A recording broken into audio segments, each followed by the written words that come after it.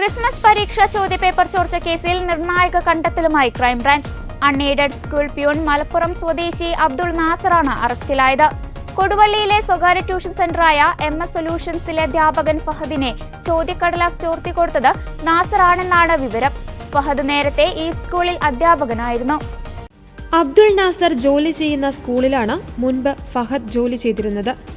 ഈ ബന്ധം മുൻനിർത്തിയാണ് ചോദ്യപേപ്പർ ചോർത്തിയതെന്നാണ് വിവരം. ചോദ്യപേപ്പർ ചോർച്ച സംബന്ധിച്ച ഫഹദിനെ ചോദ്യം ചെയ്തതിൽ നിന്നാണ് അബ്ദുൾ നാസറിനെ കുറിച്ചുള്ള വിവരം അന്വേഷണ സംഘത്തിന് ലഭിച്ചത്. 4 സയൻസ് വിഷയത്തിലെ ചോദ്യപേപ്പറാണ് ഇയാൾ ഫഹദിന് അയച്ചു കൊടുത്തത്.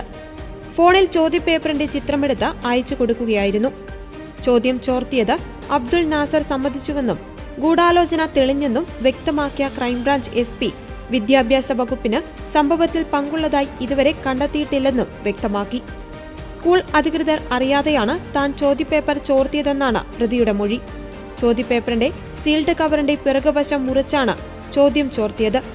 ശേഷം പഴയ പോലെ കവർ ഒട്ടിച്ചു വെച്ചു. +1 കെമിസ്ട്രി, +1 ഫിസിക്സ്, ബയോളജി, കണക്ക് വിഷയങ്ങളുടെ ചോദ്യപേപ്പർ ചോർത്തിയെന്നും SSLCയുടെ ഇംഗ്ലീഷ് പരീക്ഷയുടെ ചോദ്യപേപ്പർ ചോർത്തിയതായും ഇയാൾ സമ്മതിച്ചതായി ക്രൈംബ്രാഞ്ച് SP വ്യക്തമാക്കി.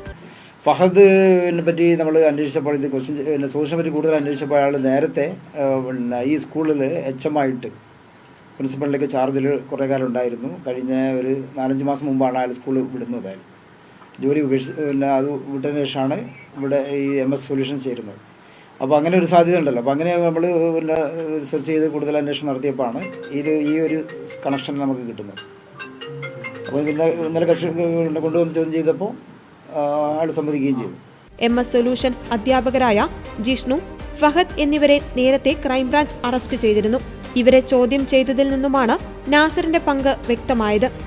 അതേസമയം MS സൊല്യൂഷൻ CEO ഷുഹൈബിനെ അറസ്റ്റ് ചെയ്തില്ല. ഇയാളുടെ മുൻകൂർ ജാമ്യാപേക്ഷ ഹൈക്കോടതിയുടെ പരിഗണനയിലാണ്. ഇയാളെ അന്വേഷണ സംഘം ചോദ്യം ചെയ്തിരുന്നു.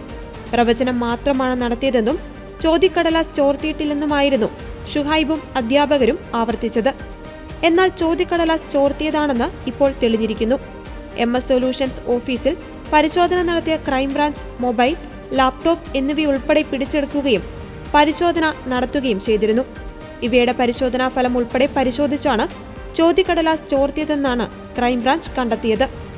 ചോദ്യക്കടലാസ് ചോർത്തിയതിനു പിന്നിൽ സ്കൂളുമായി ബന്ധപ്പെട്ട് പ്രവർത്തിക്കുന്നവരുടെ ഇടപെടലുണ്ടെന്ന് നേരത്തെ തന്നെ സംശയമുണ്ടായിരുന്നു.